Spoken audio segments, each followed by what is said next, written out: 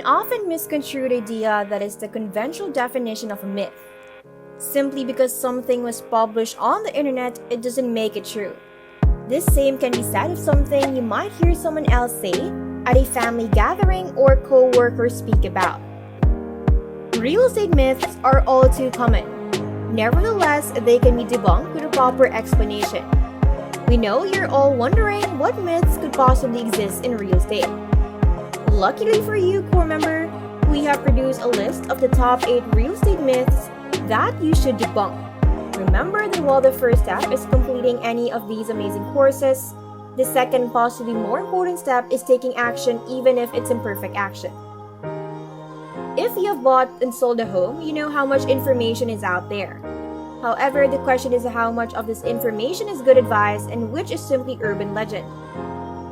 Bad information on the topic of buying or selling a home is common, which creates danger in making important financial decisions.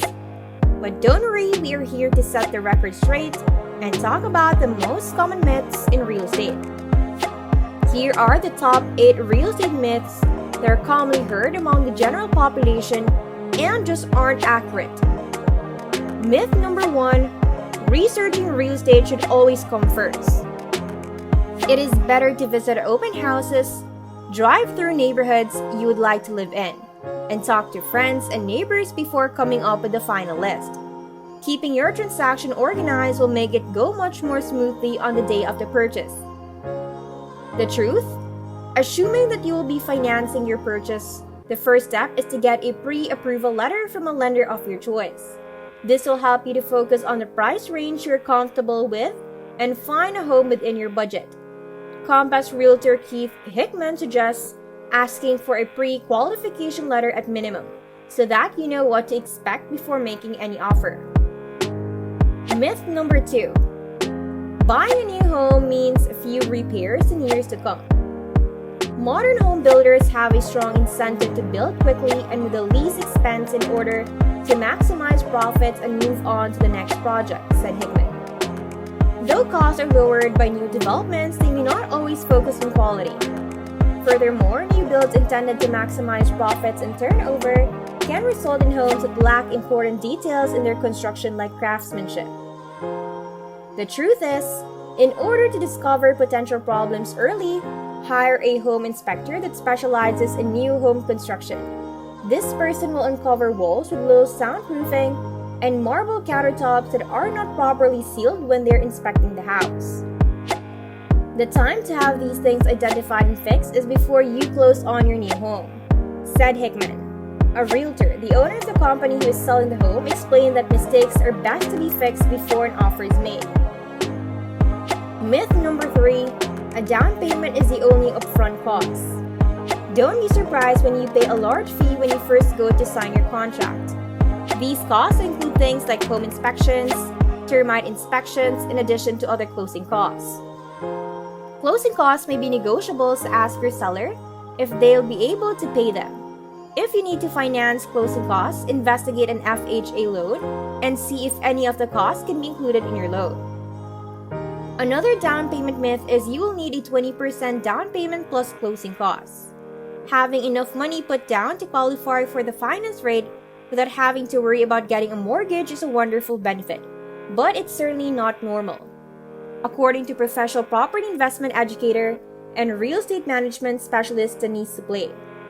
Here's the truth. Closing costs may be negotiable, so ask your seller if they'll be able to pay them, and if you need to finance closing costs, investigate an FHA loan and see if any of the costs can be included in your loan. Sublé reveals that there are other programs where you only need as little as 3.5% down, and some of the closing costs can be covered as well, depending on the type of loan or program. Myth number 4. You don't need an agent to buy a home. You can sell your home without an agent. In fact, you can even buy a home without an agent. It's true that sites such as Street Easy, Zillow, and Trulia have made it easy for consumers by providing them with information at their fingertips, said Judy Williams, a licensed real estate salesperson with Hall State Properties in Manhattan. However, many underestimate the value an experienced agent can bring to them. Truth is, buyer agents have a duty to provide your best interests in the transaction and negotiate the best deal for you.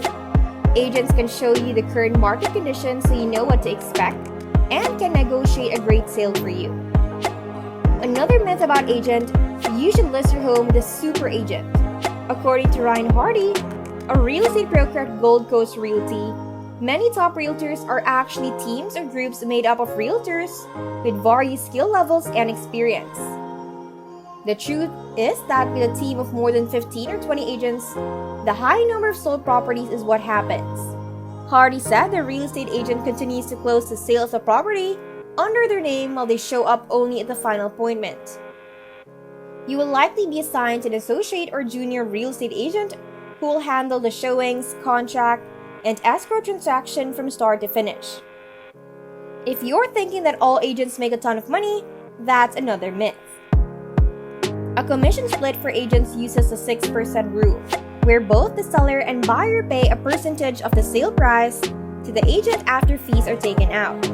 If a house sells for $300,000 and commissions are split at a 6% rate, then each agent will make $18,000. If the same house sells for $350,000 instead and commissions are split at a 6%, then each agent will make $21,000.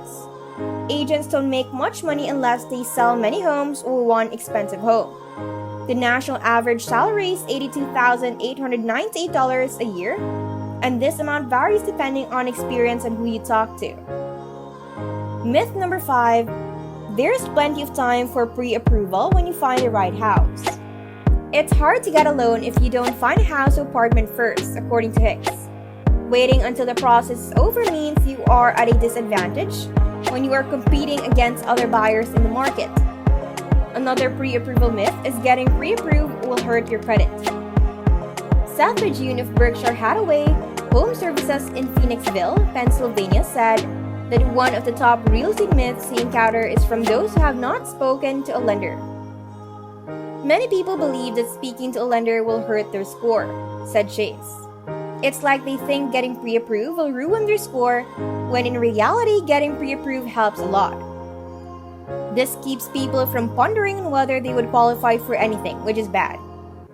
You may be hearing, your pre-approval amount will be the loan amount you are approved for. The risk of not having enough is high, so your loan will likely be in the amount you had anticipated. Loan pre-approval can seem like a thorough process requiring adequate documentation to back up your income and creditworthiness. Here is the truth. Most offers will not be accepted without a lender approval letter, he said. Potential buyers that have their approval letter in hand will be in a better position to move quickly with a successful offer. The only difference between pre-approval and standard approval is the A score you receive. Qualifying for a mortgage pre-approval has no impact on your credit scores, although a real hard pull during the process does. Credit scoring models take into account that you might be shopping around. In other words, if you initiate several mortgage applications within a short period of time, they will likely be considered as a single hard credit inquiry. If possible, limit the number of mortgage loans per lender to a 2-week window. You can limit the impact on your credit score by using pre-approvals to reduce the number of hard inquiries on your credit report. By initiating all of these pre-approvals within a 2-week window, you will have 1 card approved and 6 more in process. Real estate agent Ron Lennox of Houston says, if the appraisal is lower than what you agreed on, then the mortgage company might not approve the sale price. It all depends on what they appraise your home at. By not having the option to renegotiate, you would be left with no choice other than to bear the current appraised value of your new home and move somewhere else. If your new home appraises below the contract price, you may have to come up with funds outside of the initial purchase price or leave your dream home. Myth number 6. Buying a condo is just like buying a home. Before you start remodeling for your condo, hold on. Maybe you don't want to be restricted by a rental apartment and need more space. It's likely that you want to remodel or customize what you have there. Find out if you can buy the condo first before taking on any renovations. Another myth is to avoid buying a first floor condo. These factors are a few among many which contribute to which Some people tend to avoid purchasing first-floor condos, but don't let this sway you from getting a great deal.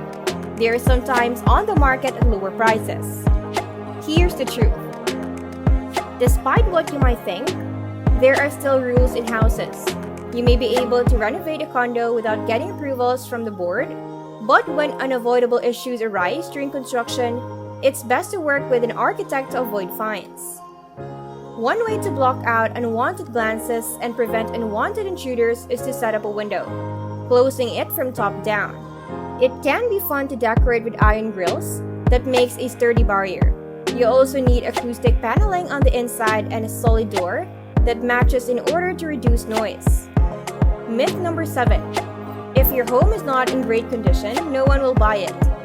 You might think that if your home needs major remodeling or it is dated, no one will be interested in buying it. However, that is not always true. People who only buy homes that are in bad condition and need upgrading or major repairs typically do so with the intention to later use it as a business.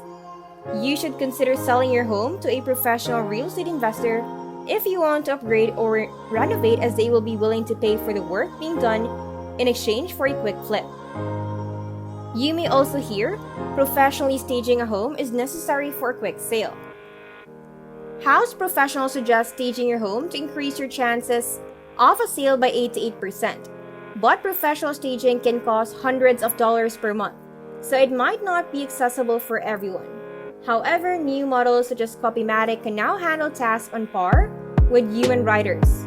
You don't need to input strict parameters to create quality, unique content and have your blog post ready in minutes rather than hours. There's truth to what Suplay says. There are always challenges when it comes to selling a home, but the best way for a seller to quickly sell their home is to price it competitively, market it aggressively, and make it available easily for showings. Myth number 8. Remove all holiday decorations before listing your home. Personal effects distract potential buyers because they see you already inside the home as opposed to your family photos and travel souvenirs. Truth is, one exception is Christmas decorations such as trees and bows, Easter treats of jelly beans and candy corn, and Halloween candy corn. The National Association of Realtors suggests a small, simple tree and fresh bows for Christmas, a dish of candy corn for Halloween, and jelly beans at Easter. Another myth about decorations: always redecorate in neutral tones. The advice that painting children's bedroom in tones of neutral colors is a good idea to appeal to a wide range of buyers does not necessarily hold true for all rooms. The truth is that bold colors like walls can identify architectural features in the space or divide room areas from one another. The National Association of Realtors recommends that an alternative to strong colors is to soften them with fresh greenery or neutral furniture or rugs. If you think that open houses are a waste of time, open houses can attract more people to come see the house. But open houses also have necessary advantages such as listings not getting skipped over. According to National Association of Realtors data, 7 out of every 10 home buyers are found through an open house sign. But the truth is, buying power is in the fingertips of buyers. Today's buyers are tech savvy and spend a considerable amount of time browsing the web, waiting for an opportunity to view a property online. Many of these pre-approved, technology-savvy buyers purchase homes when they see the opportunity. You may also hear that the highest price is always the best offer. Many buyers and sellers believe that the price of the highest offer is always the best offer. The best offer is not always the highest offer.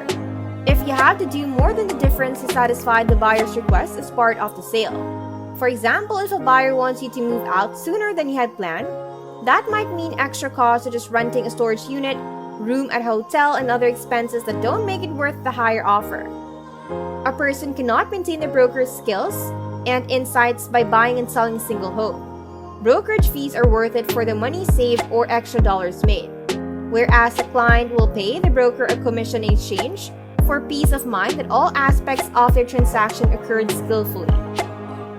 Avoid confusing information by relying on qualified professionals for home valuation and sale in your area. Often, it is profitable to contact an agent for more accurate search suggestions and possible sale offers. And that's it for this video, core member.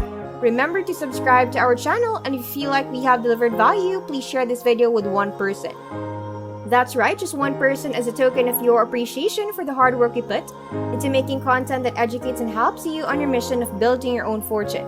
Remember, you can watch video after video, but it isn't until you actually take action that you will start to see results. See you soon.